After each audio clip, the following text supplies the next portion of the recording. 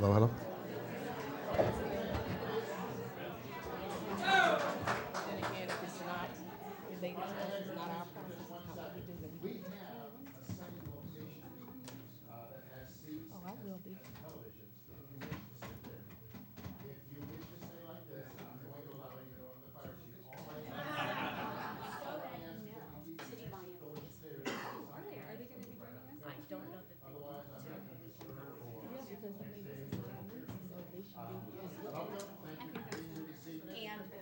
And our commissioner from Miami-Dade County is here. We've got a couple of representatives from Bill Nelson's office. Lauren Baca. Okay.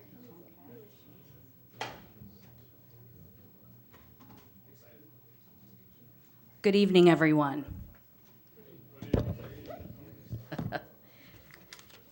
Welcome to our public hearing. We're here to discuss the Miami International Boat Show permit application that is currently pending before the U.S. Army Corps of Engineers. This is a public meeting. The purpose of this meeting is for all interested parties, the public, to make comments, to make observations, and to raise issues that may be of interest to the Army Corps. The Army Corps is here today. We have 3 representatives. They are really going to focus on the process of their permitting. And I apologize if you don't get the responsive answers you were expecting. I think there's been miscommunication, but we'll see where it goes. So I thank you all for coming. I do want to welcome you. And I will be starting with public comments. We have sign-up sheets for everyone. And when I call your names, if you could please come up to the podium and ask your question. Are we ready? Okay. If you could please introduce yourselves.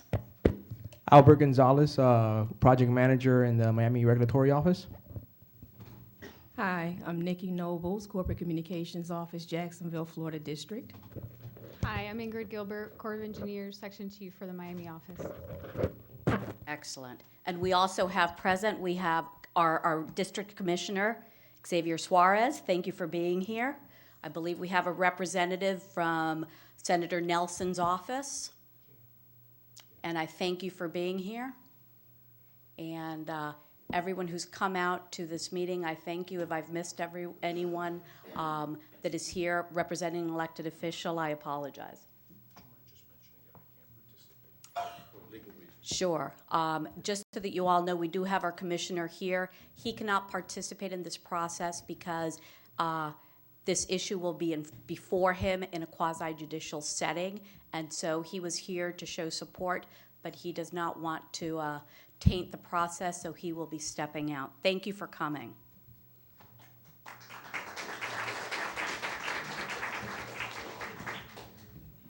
Now let's get started. Our first speaker is David Rocker.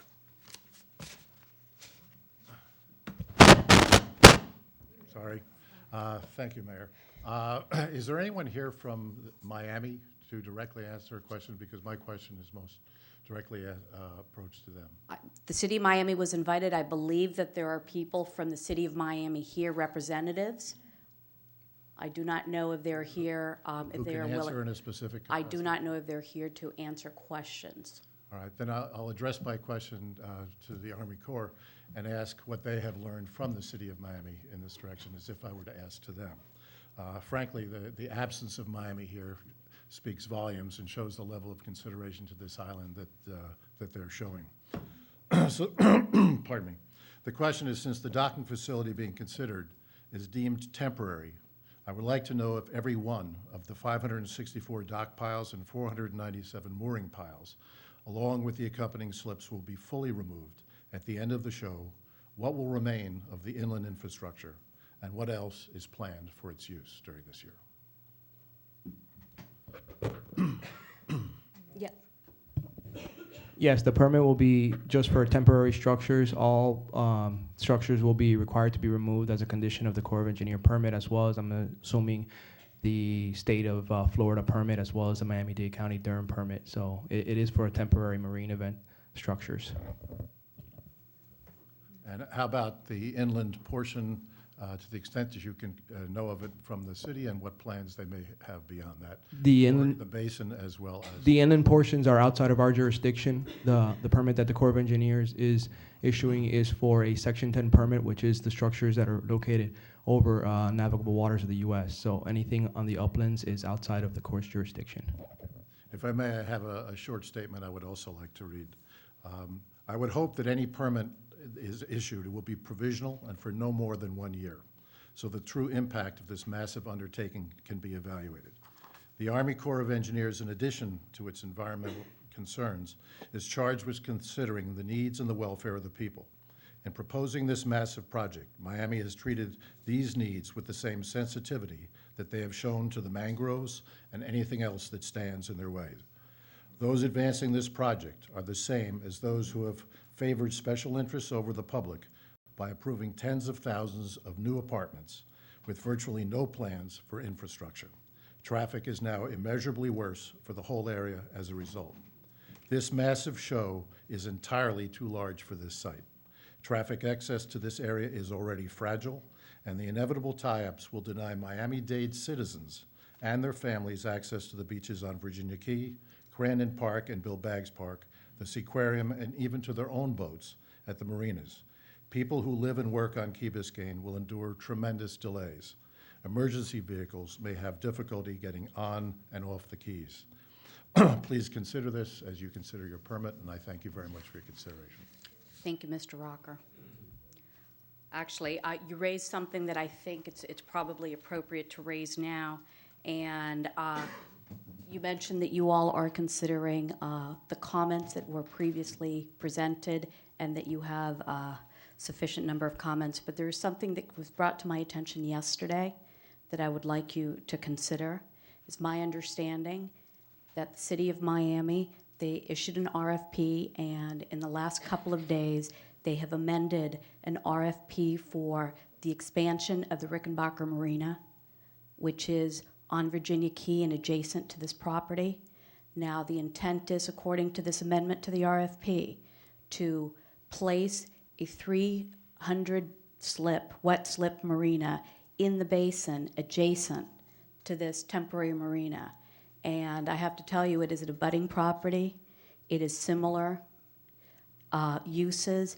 It is a full-service, permanent structure, and I am concerned that this is something that, in considering and in evaluating this application, this permit, that it's something that should be considered, and the totality of the impacts need to be considered. And so I need to bring this to your attention. I'm actually going to ask our attorney, John Shubin, to address this a little further.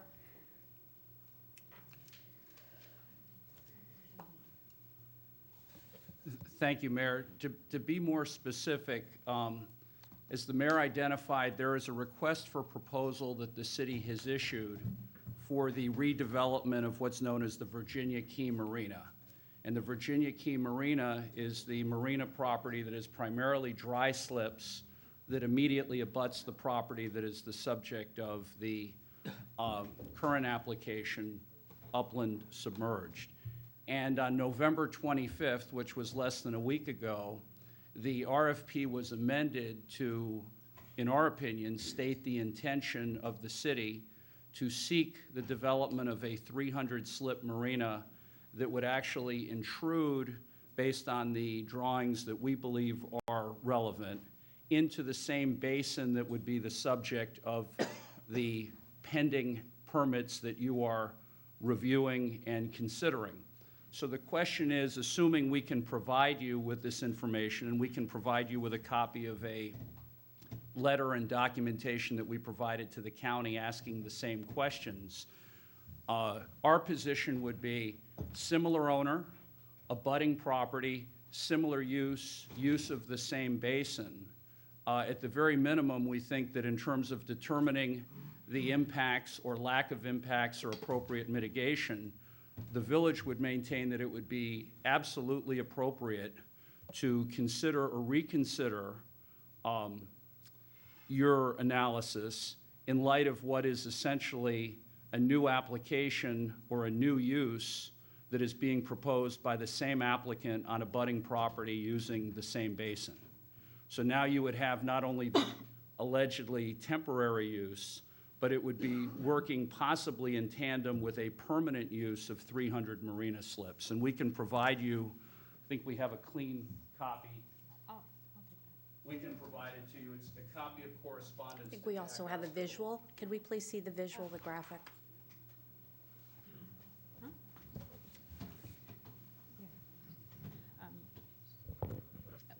While he's pulling that up and caveated as saying, I'm not an attorney, my attorney's not present, so this is strictly just, again, process information. Oh, how about now? Yes. So, yes, I'm not an attorney, so this is just process information, related to what he's stating. If this proposal, were to come before us, which to my knowledge it has not, that would be a separate proposal, going through similar reviews based on whatever it is that it's proposing. For instance, Albert mentioned that the boat show is being reviewed under Section 10 of the Rivers and Harbors Act because they're only proposing structures. If there were any fill proposed, we would also then invoke the 404 Clean Water Act that we review, plus any endangered species review and any other, and any other reviews that would be necessary according to federal regulations. This would be a separate and complete review, independent of the boat show. Every project that we review is a single and independent project reviewed on its own merits.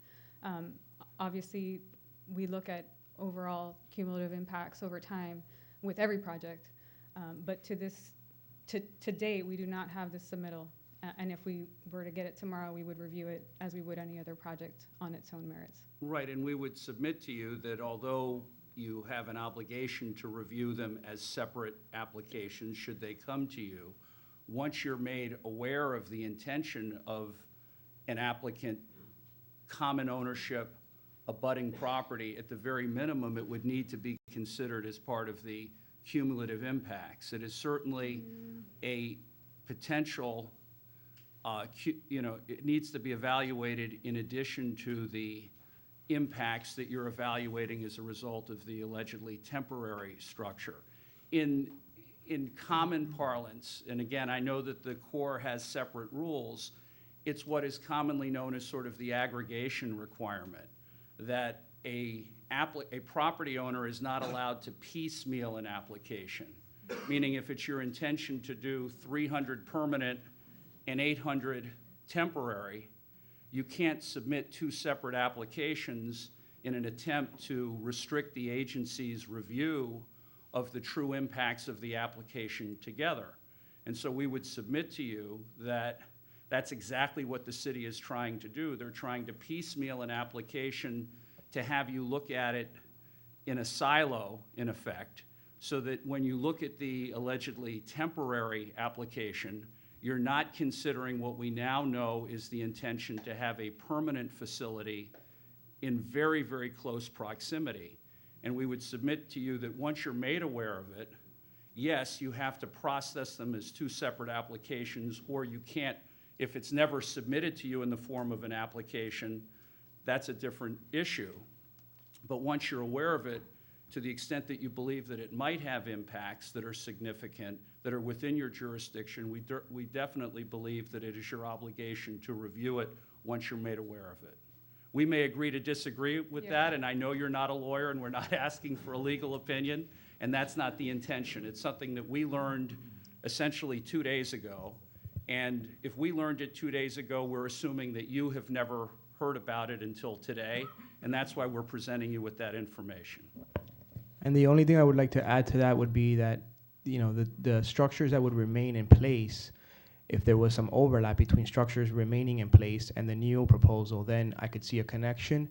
However, by condition of the Corps permit for the temporary marine event, all structures will be removed. So therefore, it severs a connection between those two proposals. If the intent was to connect them somehow, then there would be a way where structures would remain, and then the other proposal would come in. So by condition of the Corps permit, and as well as the county and the state permit, all structures will be removed.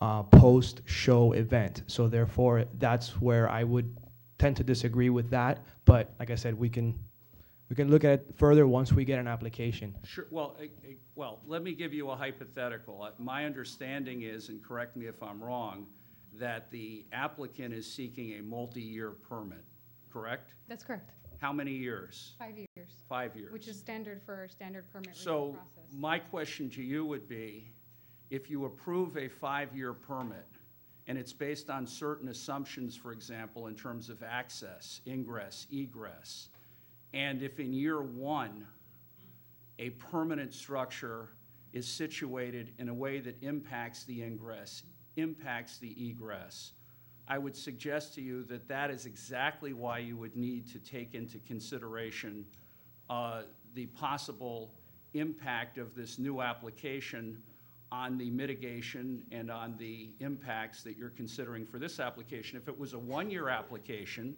that you were reviewing every year, for example, as suggested by the previous speaker, clearly you would say, well, now we're in year 2. There's now a new set of operating principles, and we're going to be in a position now to address it in light of these new operating principles. But when you see a 5-year permit, and I don't know what the Corps' position is with respect to its ability to modify conditions of that permit once it's issued for 5 years, but if you don't have the ability to modify, I would suggest to you that you're possibly handcuffing the agency in its review of the real impacts of the 2 applications combined, or the 2 uses that are being considered by the same owner.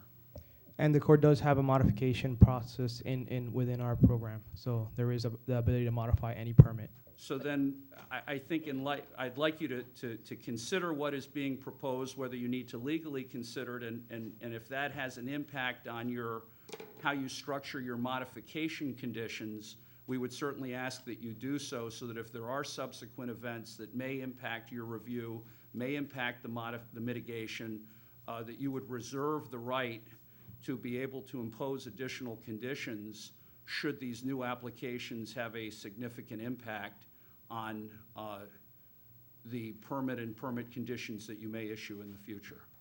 Understood. I want to add, this is not the first boat show that we've permitted it under this type of process. Typically, we used to use what's called the nationwide permit program, no public notice period, and yet the same review occurs, because when there are impacts to resources or potential impacts to resources, we have to consider that, whether the public is aware of the application or not. But this is, I think, at least the second one that we reviewed in this type of process. It is a new location, but for those that we've had for longer year periods, we've always required, at the end of the day, at least for the ones that we've issued, I can't say for this one because we haven't completed our decision and all our consultations yet, but for the ones that we've issued, there have been requirements for resource surveys before and after impacts to monitor, what was the impact of the actual show. We only regulate the structures, we do not regulate vessels, so we're limited in what we can look at and what we can condition.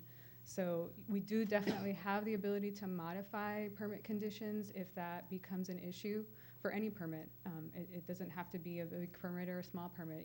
The importance is it now causing a navigation issue that we were not aware of? That's our #1 charge under the Rivers and Harbors Act, and that's what we're looking at for this one. If, like I said, there was fill proposed, meaning they were going to discharge, riprap or some other material in the water that was going to change the bottom elevation, we'd be looking at 404 conditions as well. That happens no matter what level review, no matter how many years, and the point of the public notice process is just to make sure that we're aware of the concerns of the public, which we're certainly aware of with this one. And I don't want to preempt, I don't know what the public is going to ask you, but I do know, as someone who's been representing the village, there have been a lot of process questions that we have received. And since you raised the issue of there's future determinations that you need to make, I know that every time I'm asked the question, well, what happens? Where is the Corps? What are they intending to do? What happens next? I say, well, you should show up at this meeting and ask the Corps. So I guess I will ask you if you could tell the public, just from a process standpoint, where you are now and what happens next. Well, with any permit of this level, we have a public notice. A little louder, please. Yes. And a little slower. Okay. You'll have to forgive me. I am not used to speaking into a microphone. I'm a very soft speaker as it is, so I'll try to remember to lean over. Is this better? Yes. Okay. So we have our public notice period. We accept all comments.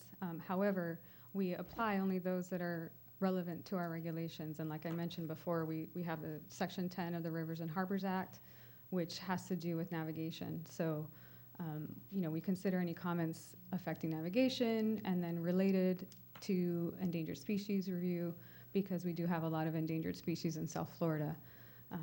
Once we complete consultations for endangered species, we've completed the public notice period, we draft our decision document and then render a decision. That's the very basic process for any permit of this type.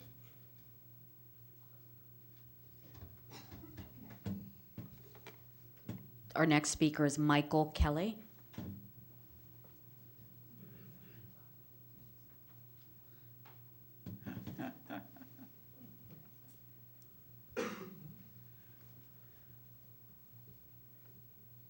Thank you, Madam Mayor. I'm going to be very brief. I certainly don't know the regulations the way you guys do and can address. It seems like you want us to restrict our comments to issues that apply to this process. But, a quick review of the Army Corps of Engineer website cites environmental sustainability as a guiding principle. And our men and women are protecting and restoring the nation's environment, including critical environments in the Everglades, the Louisiana coastline, and along the nation's waterways. This is why we live here. This is why all of these people are here tonight. We view that marine basin as part of our island. It's a place where we recreate, and we're terribly concerned about a myriad of issues. Probably the reason you were here late tonight is because of the traffic on the causeway, but that's irrelevant. The thing that really worries us is the impact on the environment. From the second those mangroves were torn down by the city of Miami, people come up to me in the street, I'm a councilman here, and tell me, what are we going to do to protect that environment? And so I'm here really pleading just from the little guy's standpoint. We are so worried about this. It doesn't seem like the job of the Corps of Engineers is to facilitate the sale of boats. It doesn't seem like the job of the Corps of Engineers is to hold a massive boat show on a piece of slip of land that's not big enough to do it without the infrastructure there, and to hurt the environment at the same time. So please just take that into the big picture consideration when you're looking at these permits. Thank you very much. I would, but I'd like to address a comment you made. The Corps is not proposing this boat show. We have to review any application that we receive. So the NIMA Boat Association has presented this proposal, and by law we have to review it and then hold it up against all the regulations that we review. So the Corps is not doing this boat show. We are neither for nor against any project, just like we're not for or against a homeowner having a dock at their house, a property having a small marina, large marina, boat ramp, and on for all the other types of projects that we review. So we're reviewing this project because that's part of our charge under the Rivers and Harbors Act, but we are not a proponent and we're not against it either. We're just reviewing it against the regulations. Yeah, and that's exactly what I'm asking is to step back and take the big picture view of what that impact will be.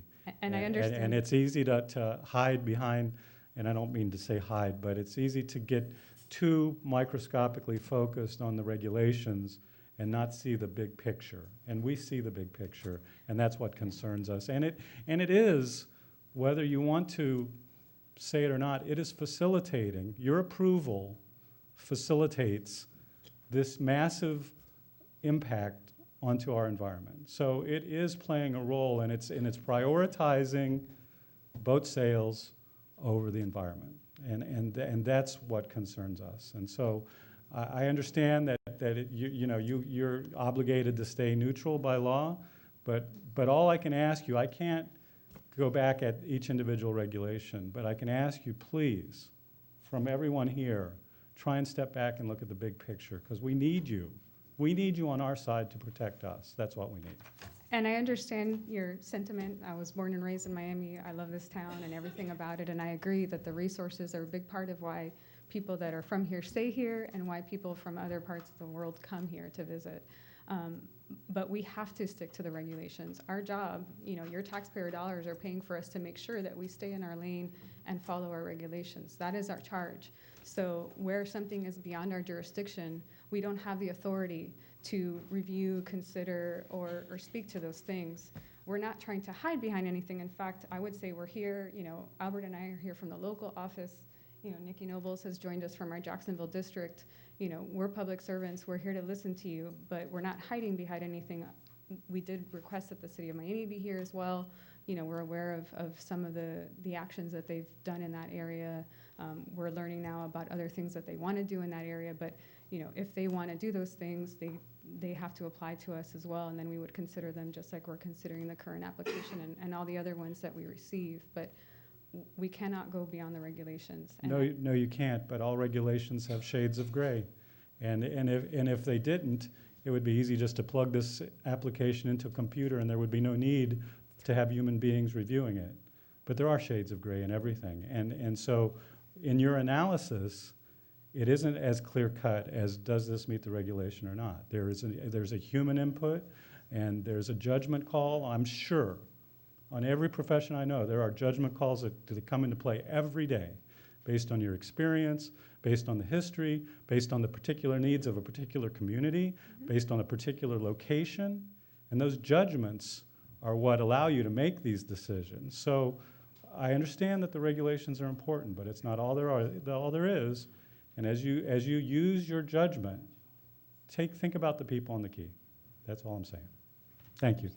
And just as a point of clarification, the city of Miami was noticed, was invited with ample time. They chose not to participate, so so that our audience is clear as well. Our next speaker is Gary Gross.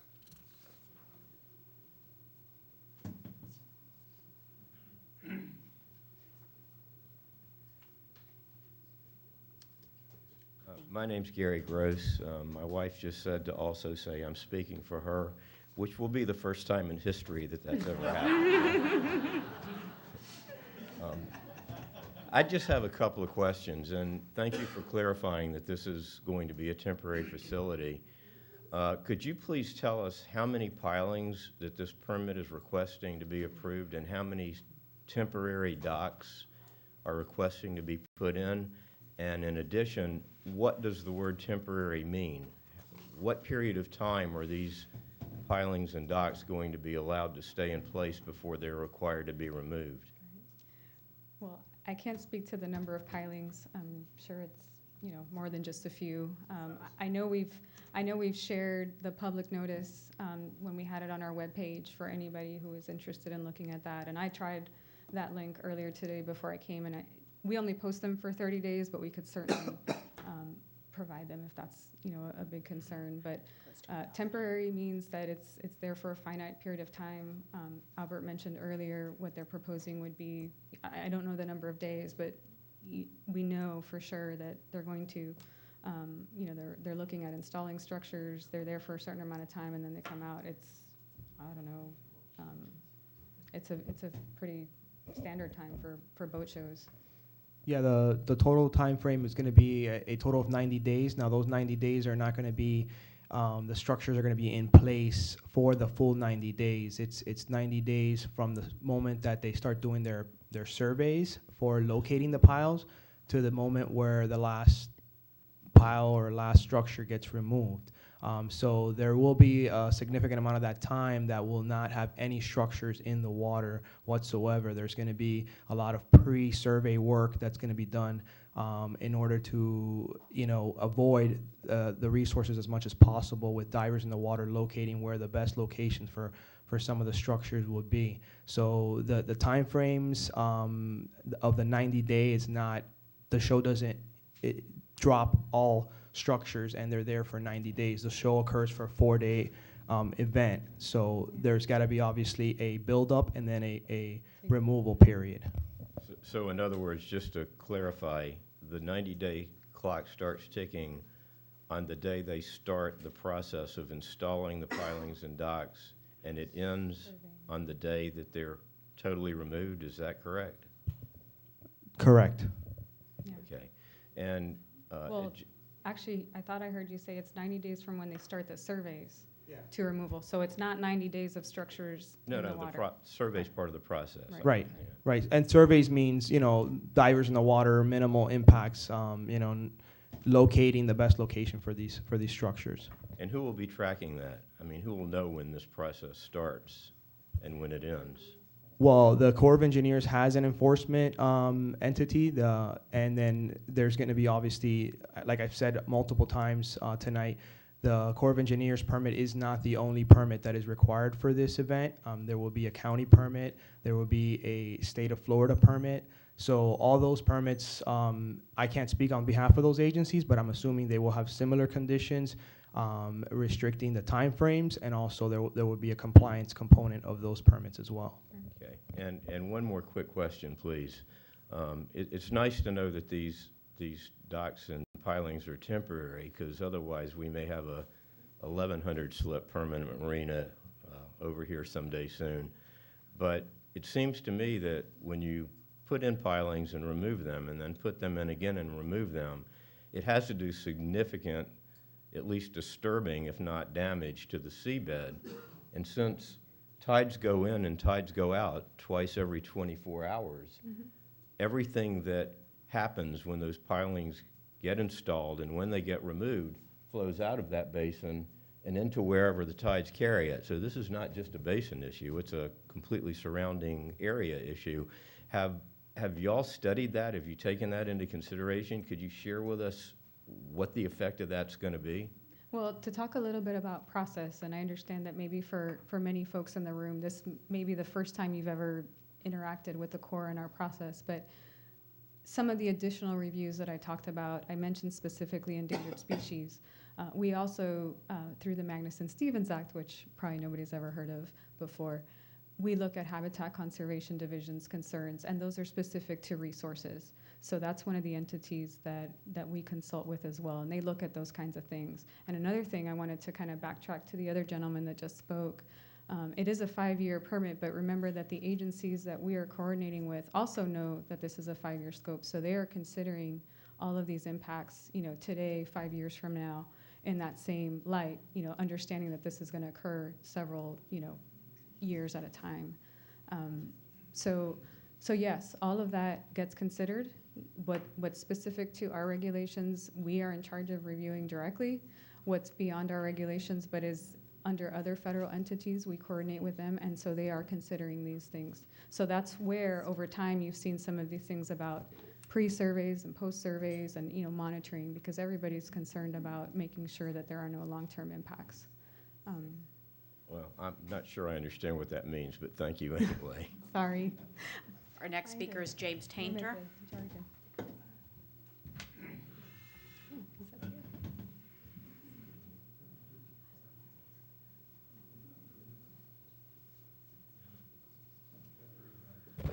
I am Jim Tainter. I'm 72 years of age. I'm the current vice mayor here at the village. I've boated all my life in South Florida, over 50 years, and I'm very familiar with Biscayne Bay. There are two issues I want to bring to y'all's attention. The first is the water taxis, and the second are these pilings, as Gary Gross spoke to. I'm going to use the easel, so if you could bear with me, I would appreciate it. I will speak up, so hopefully everyone can hear me.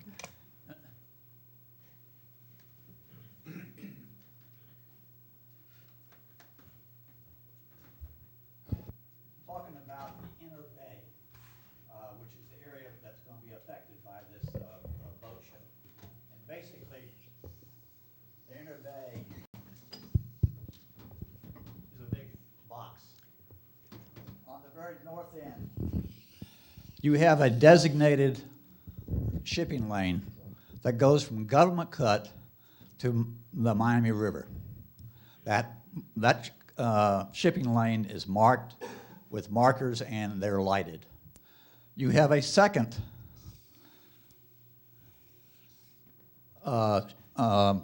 area, that's the Intercoastal Waterway, that runs from the north end of downtown Miami, all the way down to the Rickenbacker Causeway. On the south end, you have the Rickenbacker Bridge. And then on the east end,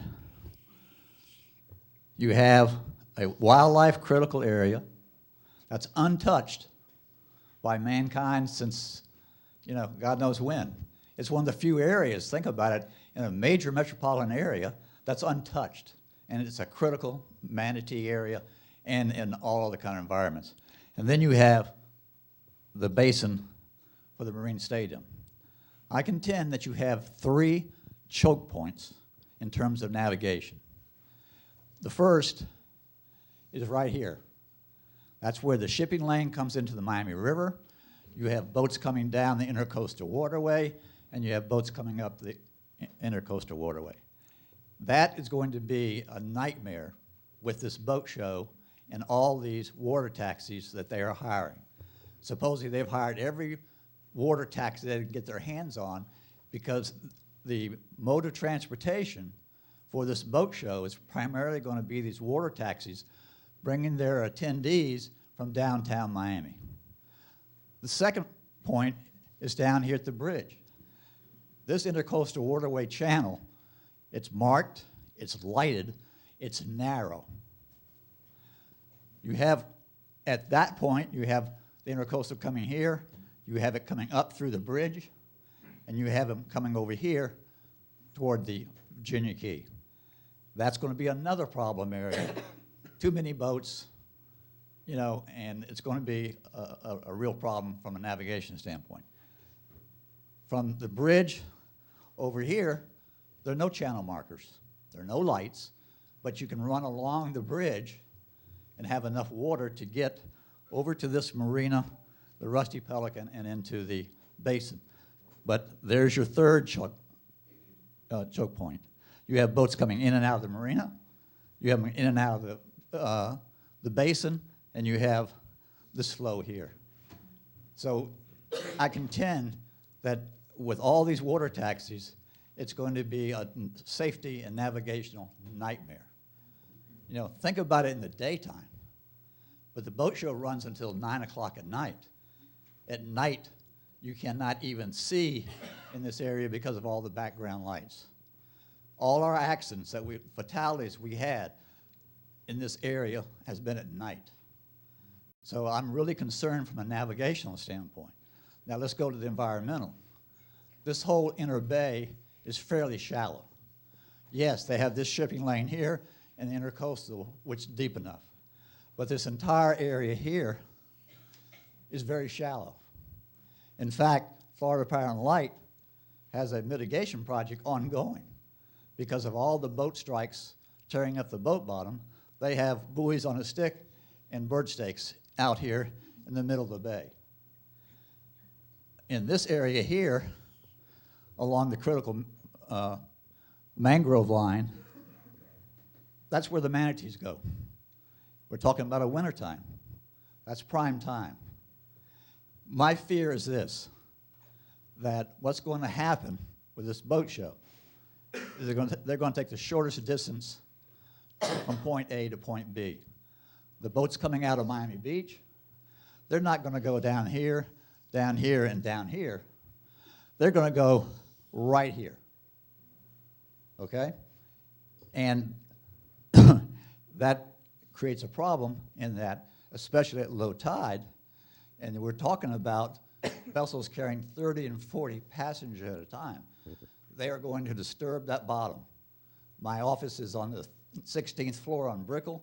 I can tell you I see the plumes of bay bottom being churned by boats that do that. So I think from an environmental standpoint, what you have to do, if you're going, I wouldn't have any water taxis, but this is their primary mode of transportation. You know, if indeed you're going to allow it, what you need to do is put restrictions on the number of boat taxis, water taxis, to a handful. You're going to have to restrict them to just that, none of this. You're going to have to not allow them to do it at night, and it's going to be an entirely wake zone the entire distance. That way, hopefully, the bay bottom won't be disturbed too much. Now let's go to the pilings that Gary Gross spoke about. I too have concerns about that. It's over 500 pilings that are being put in. You know, and some of their permits are not 5 years, they're 10 years. And they have other permits for tents and so forth that are 10 years. They have announced that this is their permanent home. So they're going to be putting down 500 pilings this year, next year, next year, next year, next year. They're going to be pulling them out. There's a 90-day window there that they're going to be in there. So they're going to be pulling them out each year, each year. I can tell you as a member of a private yacht club, when we have to replace a piling, we have to get a permit, we have to pull it out and put it back in, the new piling, in exactly the same hole. Okay? So if this goes on year after year after year, this bay bottom is going to look like Swiss cheese. You know, I'm sorry, you know, we shouldn't allow any of this to go on in that basin. It is a critical area. You know, the boat show for years has been at the Miami Beach Convention Hall. That's on land. They have utilized the Miami Marina, the Omni Marina, and the Miami Beach Marina for their in-water. They have permits for that. They can certainly use that this year, next year, and so on. We do not need them to be in the basin because it is going to destroy that basin with all those pilings, and especially as John Shupin pointed out, now we got a marina going right next to them. So I think that you all need to, you know, perhaps not even grant these permits, but if you do, put major restrictions on the water taxis and perhaps not even allow them to put these pilings in the basin. Thank you.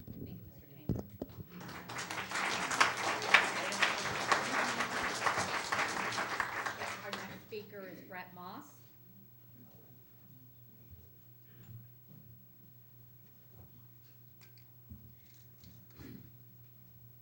Hello, Brett Moss. Mine's very short. There's been a reference to a DERM study. Can you tell us how we can get a copy of this study? Contact Durham. I'm not sure what study you're referring to. I haven't heard about a study either, but typically they have a lot of information on their website about any project, the Empower website. So if you would do like a Google search for, I don't know if it comes up under Empower, but I would try locating them just on the county website because they do put a lot of information of whatever they're reviewing. But we're not aware of a study that they've done. Okay, thank you. Michelle Metcalf.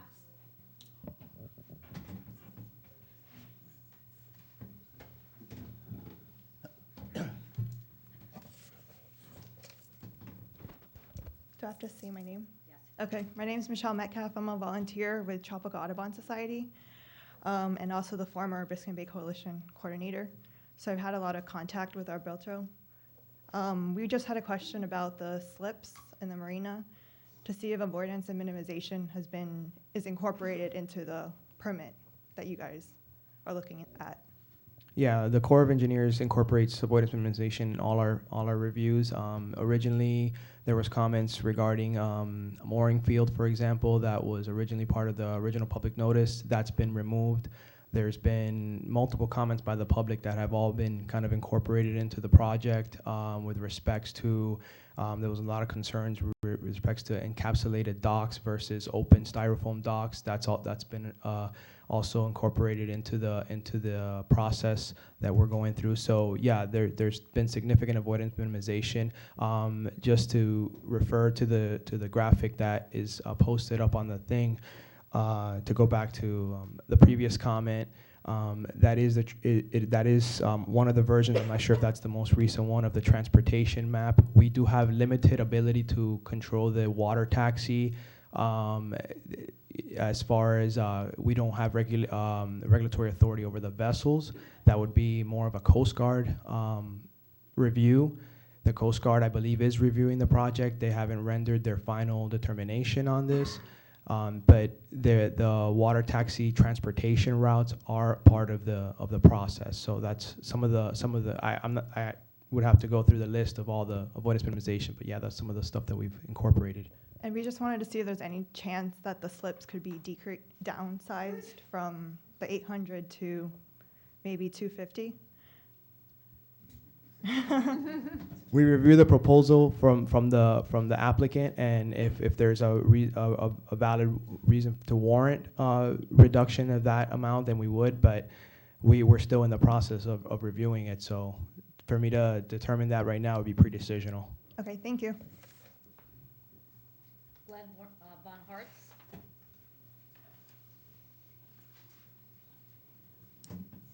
Thank you, Matt. Excuse me. Thank you, Madam Mayor. Well, you've taken some of the fire out of my question. If you're unaware of the DERM study, has there been any regulatory agency, let's put it in a more general sense, that has studied the effects of starting and stopping all of those engines on the boats, in the slips, in such a concentrated area for 5 days? This problem, as Mr. Tainter told us, will only be compounded by the use of water taxis. So will this change the pH and the CO2 of the water? As we all know, acidification kills coral, and coral takes a long time to replace itself, and of course will affect the benthic food chain. So are you aware of any other studies other than the DERM? No, and like we said earlier, we weren't even aware of the DERM study. But you do take ecological considerations? Absolutely, and like I said, for other boat shows that we've permitted, we have required pre and post benthic surveys to see what the impact of the structures, the vessels, and everything has at the end of the day. Now, we don't regulate vessels, like Albert said earlier, so we wouldn't regulate, we don't regulate anybody turning on or off their boat, no matter where it is. But we do regulate the structures. Yes, but this is a show. And with respects to the water quality, as far as the water chemistry, that portion of the review is deferred to the state of Florida. They're the ones that are tasked with the water quality certification. We are not, the Corps of Engineers does not issue the water quality certification for these permits. We cannot issue until the state of Florida approves it from a water quality standpoint, from a 401 water quality certification standpoint. So that's what Ingrid was referring to earlier, that the Corps of Engineers is not the one-stop shop for everything that gets approved for the show. There's multiple agencies that are engaged. We are, coordinating with these agencies for their lane, their expertise. For example, we coordinate with the Protected Resource Division of NIMS under the ESA. We coordinate with the Fish and Wildlife under ESA, because they're the subject matter experts, so we defer those coordinations to them. And the same way we defer water quality certification to the state of Florida. But all these things are reviewed together, ensemble, or not? They are all incorporated into our review, into our final decision, correct. Okay, thank you very much. You're welcome. Robert Dizalou? I should know. Madam Mayor, first of all, thank you for coming out here. I know this is not easy for you, and we really do appreciate that there's a face, there's somebody we could talk to and express our feelings. I have a question and then a quick comment. Do you feel, in your professional point of view, that all the potential effects for the Marine Stadium, the lagoon, and Biscayne Bay have been fully and totally considered? I'm sorry, repeat the last part again. All the potential effects, all of them, that are coming down from doing this for 5 years, this process for 5 years, have been considered for the Marine Stadium, the lagoon, and Biscayne Bay. Have they been fully looked at, vetted in your professional, as an engineer, as a representative of the Army Corps of Engineers?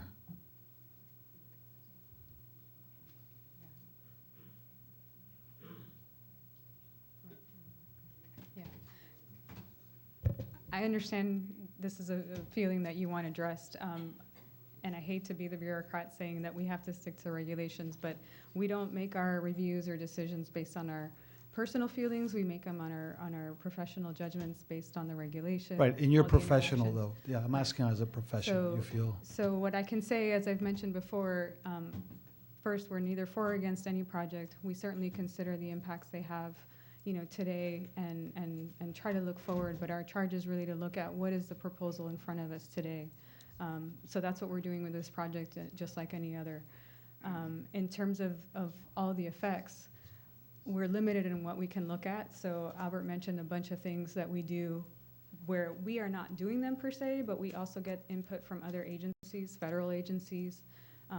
Comments get incorporated into our permit. When it's a state issue like water quality, we have to have that in order to render our decision. So even if we aren't required to look at all those things, a lot of them feed back into our process anyways.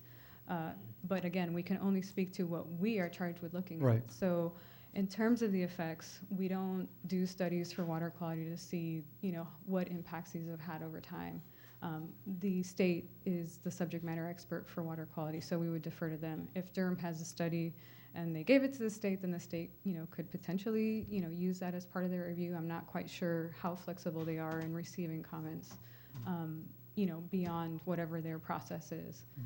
But for us, I don't know what, we haven't rendered a decision on this project, but I can say, while we're neither for any proposal when it's received, we have reviewed projects similar to this, and we have issued in many instances.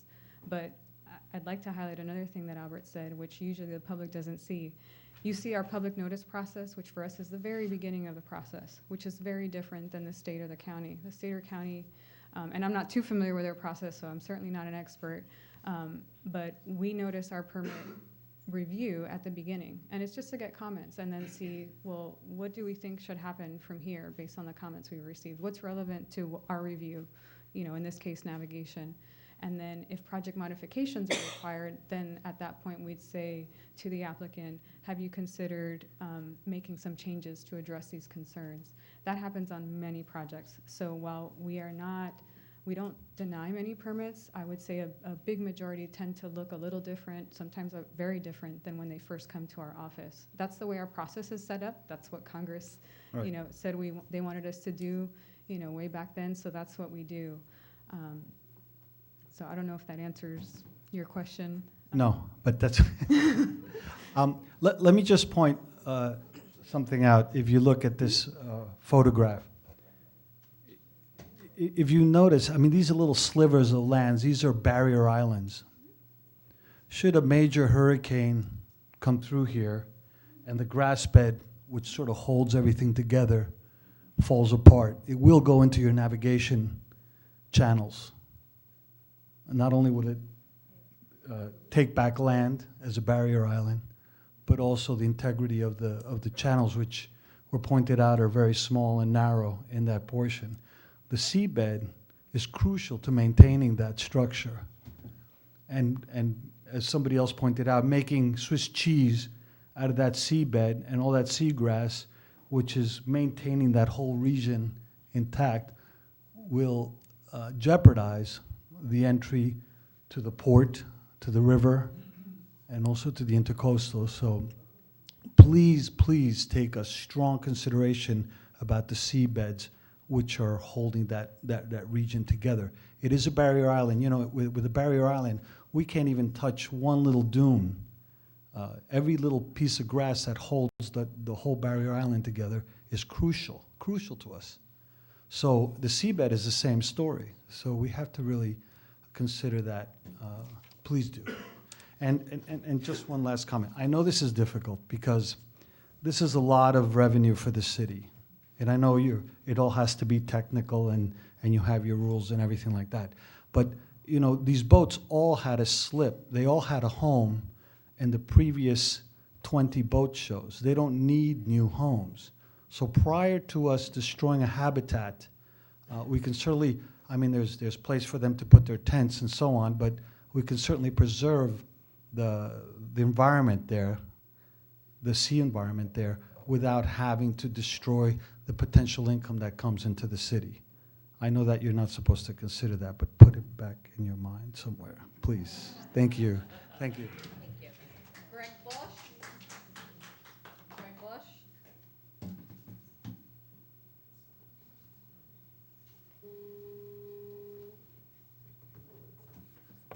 Good evening.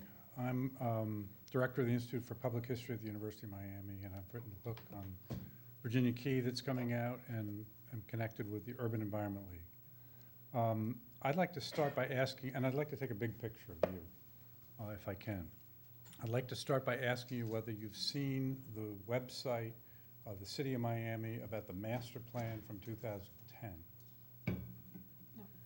I urge you to take a look at that. It's a very important document in a number of ways because I'm sorry, I'd like to add something. Ingrid may have not seen it. I've received copies from several members of the public of the master plan. But yeah, go ahead. there are several different versions. The city's actually changed a version online, unfortunately, for an RFP for this marina, which I think is highly questionable, to say the least. However, what I want to say is that the city came up with a plan for Virginia Key, and the public, by and large, through the Urban Environment League and a number of other organizations, said that did not represent what the public wanted, including a lot of people in Key Biscayne. And so we had a number of public charrettes, design workshops, and came up with an alternative vision, master plan for Virginia Key that's online. I urge you to take a look at it.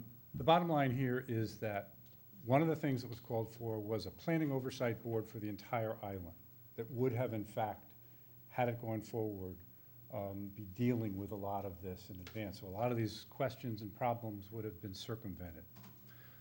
Second thing to understand is the fact that the City Commission voted unanimously for the master plan. Now, what concerns a lot of us is that it hasn't been followed. There is no planning oversight board. There was in no way any kind of consideration for a boat show. We believe it goes against the deed restrictions that I'm sure you're familiar with. The vision was completely different, and I think that's relevant for you to know. Protect environmental and cultural heritage of the island. We did not want vast commercial activity. And this is what the public called for, and this is what the City Commission voted unanimously for. So I'm basically asking that you consider what the public has basically stood up for, what the City Commission originally said. I think they've gone in very different directions because of the obvious considerations for the finances involved. But I think it leads to a great deal of public cynicism if this goes forward as it's projected to do. And I think that's really important because the public to come out in terms of hundreds and hundreds of people, to come up with a vision and then to have that totally ignored, I think really does a disservice to the entire public. We want more public access. This boat show is going to deny a lot of public access. I know that's not directly in your purview, I guess. But it's land that's public land that should be accessible to the public. So I urge you to take a look at the website and give it due consideration. Thank you very much. Kathy Sessinger.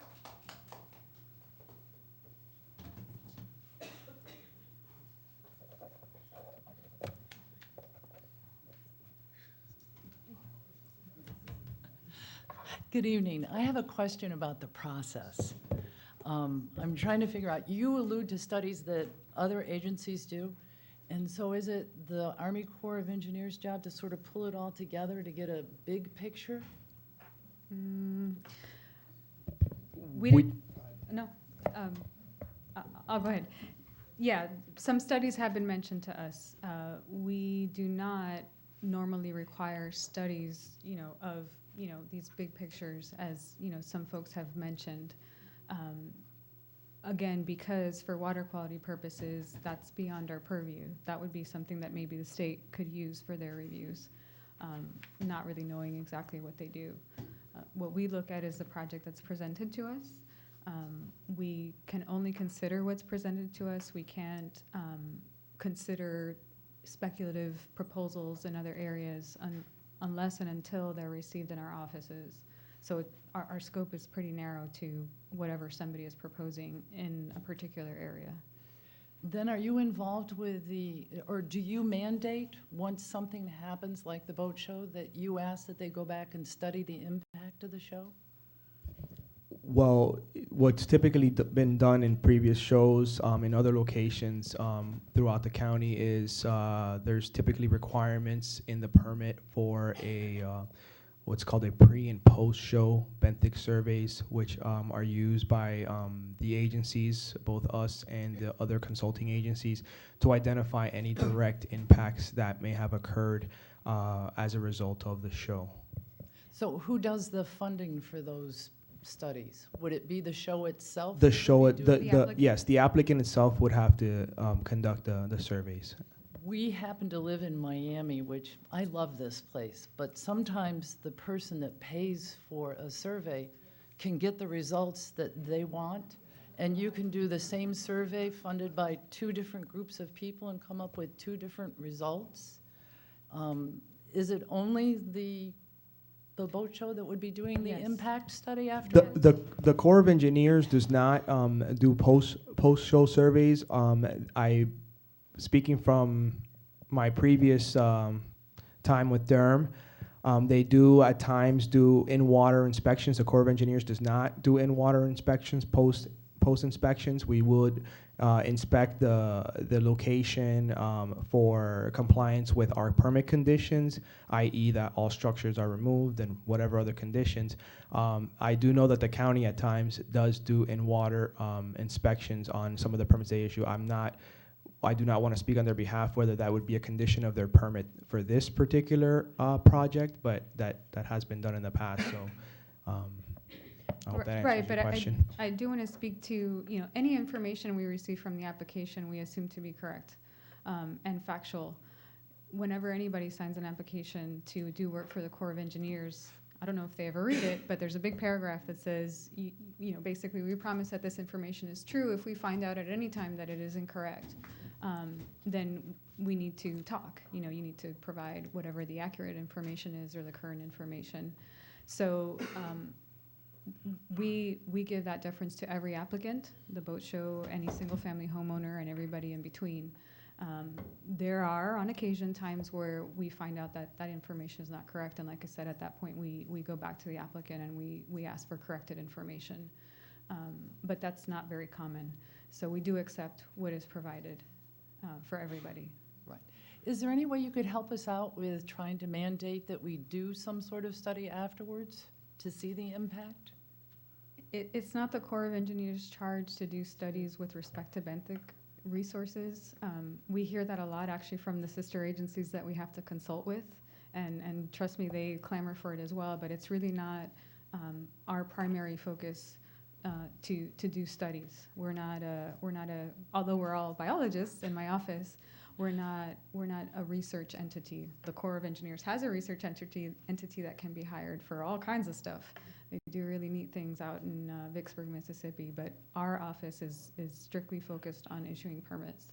and So we would reviewing what's have to provided. hire an unbiased, or could you recommend how we would go about We getting don't- an unbiased result? We don't recommend any particular groups, but certainly there are plenty of entities out there that do really good surveys, and we see them all the time. Okay, well, Thank thank you. you. Don Ellisberg?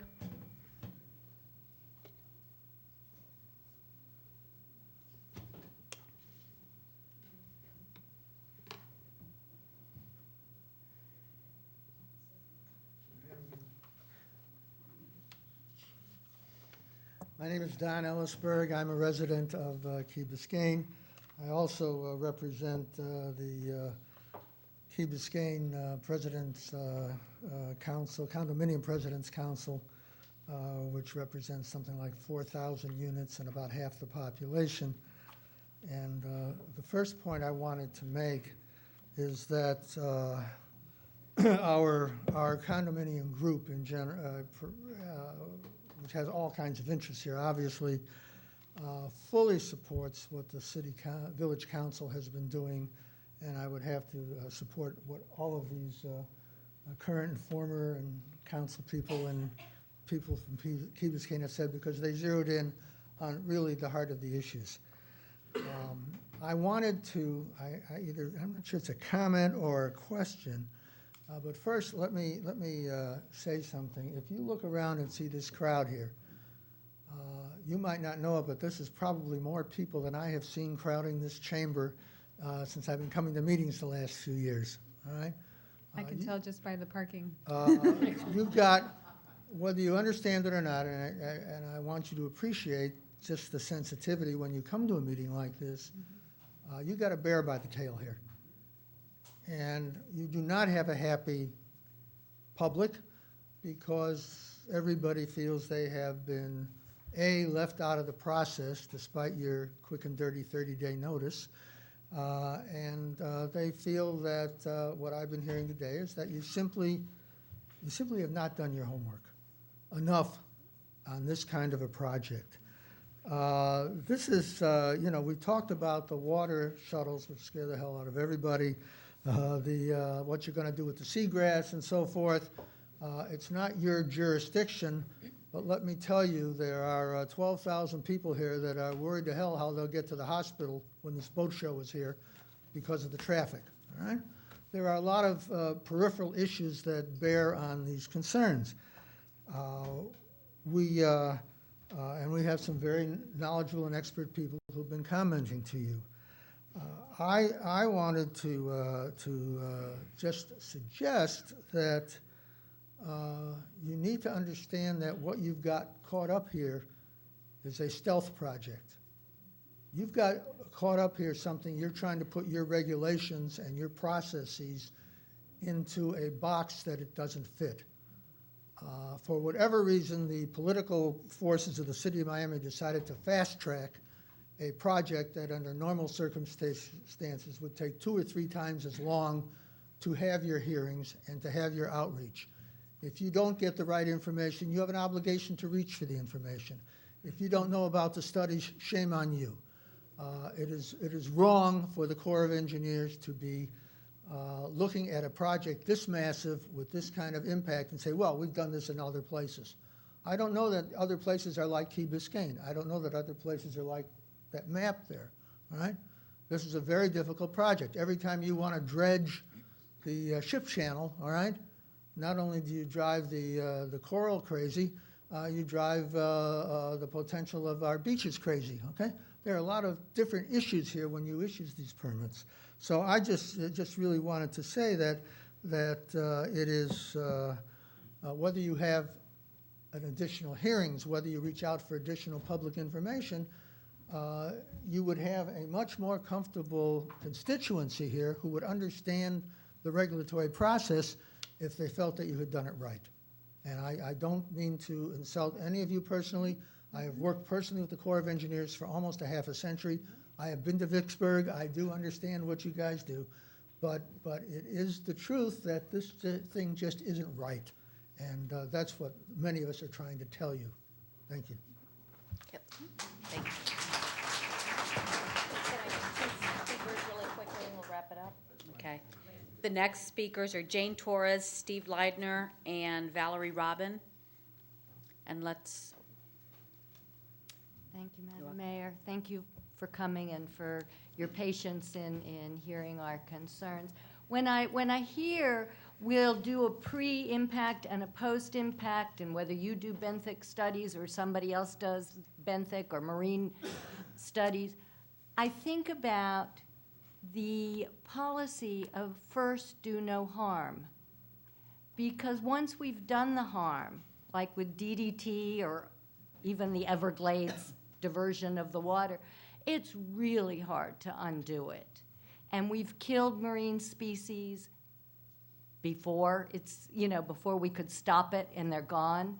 We've had algae blooms in our bay recently that are killing off marine life as well as seagrass and flora and fauna, basically. And I'm afraid that we're going to have the same kind of thing happen, whether it's the seabeds, whether it's the manatees, whether it's the algae bloom, whatever it is, once it happens with these temporary pilings and slips, it's going to be done. And we can't bring them back. And we can't get the manatees that have been killed or redo the seagrass. So please think about do no harm. First, do no harm. Thank you. Thank you. Steve Leidner. Mayor, Army Corps. I guess I don't have anything fresh to say. I've been listening to what you guys have said, and I certainly appreciate that you guys are trying to respect the permitting process and the laws that our great state and federal government in particular have crafted. But what I'm also hearing that concerns me is that you're going to issue a permit one way or another, and that ultimately you're going to figure out a way to issue that permit, and that's what really concerns me. And you know, and I appreciate what everyone here has said, and I know that there's a valuable ecosystem here that needs to be protected, and that's what I have to say. Thank you. Thank you. Valerie Robin? Just to clarify, I didn't say a permit was going to be issued. However, the majority of projects that we review do tend to be approved in some form or fashion. Recover from standing up. Okay, so my understanding is there needs to be several permits. You're going to give one, possibly, hopefully not.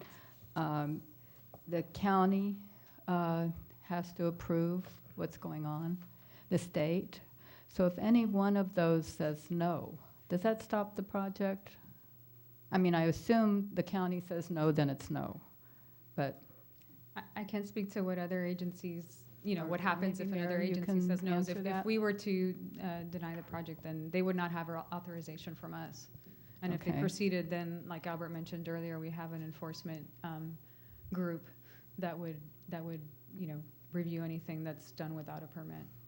The one agency that the Corps of Engineers cannot issue on behalf of without is the state of Florida under the water quality certification. So they have to issue their water quality certification prior to the Corps of Engineers being able to issue any permit. Okay, I guess that's what I'm trying to clarify, so we need to go speak to them.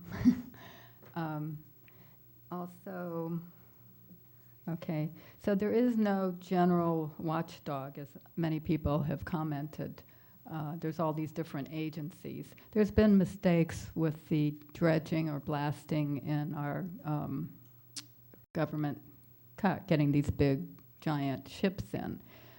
Supposedly, they promised us that there would be heavy sheets keeping from the blasting and messing up the silt and everything, which makes a lot of fish die, from killing seagrass and corals. Well, it's all been damaged. There was no watchdog. And we're very concerned the same thing is going to happen again with this. And like the lady before me spoke, the damage can't be repaired. In fact, just a little sidebar, I think the Defenders of Wildlife has a wonderful program on tonight on Discovery about how our whole planet is killing, and several endangered species have totally disappeared, will never come back, a large number, and it's got to stop someplace. And we have I understand you have your rules that you have to follow, but in government, there's always these loopholes that people can get around and through. I hope there's some little loopholes there that your sensitivities will pay attention to, and hopefully do the right thing here. And also, I think this might be out, I don't know, but if the 5, is there a possibility at looking at this, would you totally deny the 5-year permit, even though it's rare, or would you recommend it being a 1-year permit or temporary installation? Since they've applied for 5-year, does it mean it has to be 5-year? It's a yay or nay, basically. Excuse me? It's a yay or nay. We would approve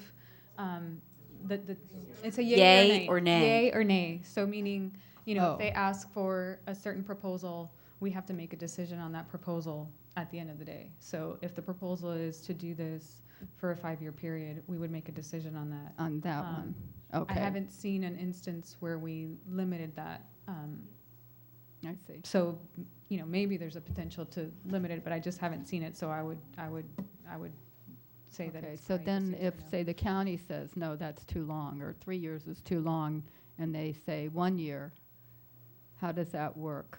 Like if, The county decision does not affect our permit. so if you say yes to 5 years and they say no, can they say no? Yes, I mean, they can I say would- no. I would- Okay, Yeah. all right, thank you. Now, I just want to inform everyone that you all requested to end the meeting at 7:30. Do you want to break well- now, or do you want to take a couple more questions? Well, when Jennifer Duque sent the meeting request, it was till 7:30. So that was my understanding, was that the meeting was only till 7:30. So are you ready to adjourn, or would you take more questions? It's up to you. I just, Yeah. there's a room full of people, and I've got a lot of signups, so just whatever you'd like to do. Yeah, I'm ready. You ready? Yeah. Yeah, I mean, only because we expected to only have this go till 7:30, I would like to adjourn. I mean, I have heard a lot of concerns about the environment, and for those comments related to, I think one gentleman talked about the master plan, that's more related to zoning, which again is not something that we review. So I would just encourage you to reach out to, whoever it is that came out with that plan, because they would be the entity responsible for regulating whether or not that plan is being followed.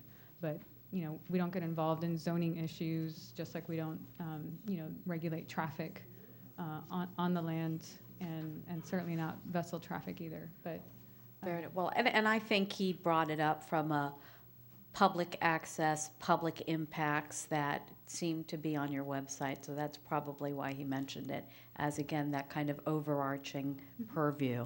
I have a question, because you mentioned that you don't do reports, and I was wondering if you all had considered doing an environmental impact statement or an environmental assessment, and if not, why? we are doing an environmental assessment. That's like the majority of the projects we review at this level are reviewed at the environmental assessment. So there is a decision document that gets prepared. Has it been completed? No. Okay. When that is done, that's when our decision is complete, but it's not done yet. Okay, thank you. I didn't know that. Thank you. Thank you for taking the time to come out here. We appreciate it very much. Thank you for Congresswoman Ileana Ros-Lehtinen for making this happen. Thank you all for being so engaged and for really trying to make a difference and trying to, promote responsive, conscientious development and planning here in Miami-Dade County, and for caring about the impacts of our environment and our communities and how decisions are made.